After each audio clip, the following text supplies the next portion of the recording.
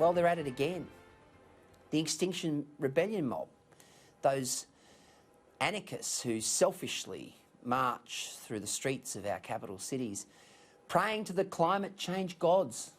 They'll be out and about again next week, clogging the CBD of Brisbane. This is a farce. Seriously, a farce. Here we are at a time in the nation's history where a once-in-a-100-year pandemic is threatening lives and killing off industries, and these clowns, and that's what they are, they're clowns, are taking to the streets. Bozos. The real crime here, though, is not these silly protests. Gluing yourself to a bridge or a road in the name of climate change is an example of the dwindling IQs of these people. No.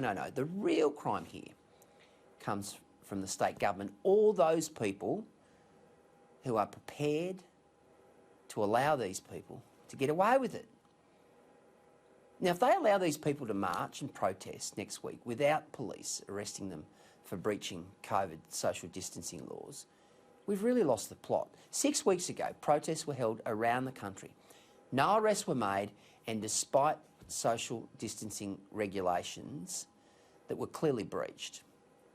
What that did is significant. It said to law-abiding people that, firstly, the decision makers are weak and hypocritical and jaundiced in many respects in their beliefs. Rules for some, not so for others. But secondly, more importantly, I think, it also telegraphed to many people that this pandemic was actually over, that we'd beaten it, because authorities were allowing people to march through the streets without adhering to social distancing rules. Now, we've got a second wave in Melbourne, and people are hurting.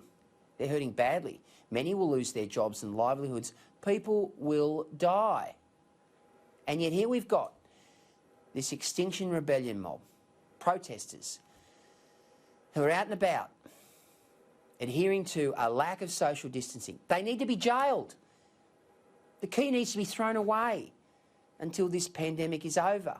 Their selfish, narcissistic behaviour represents all that is wrong with the left in this country. Protest in November, you gibberers. Protest in February next year. Now's not the time. But as I said, they wouldn't dare contemplate hitting the streets if they knew they would have long stints in jail, or even worse, have their welfare checks cancelled for a few months. These people are bona fide lunatics. Shame on them.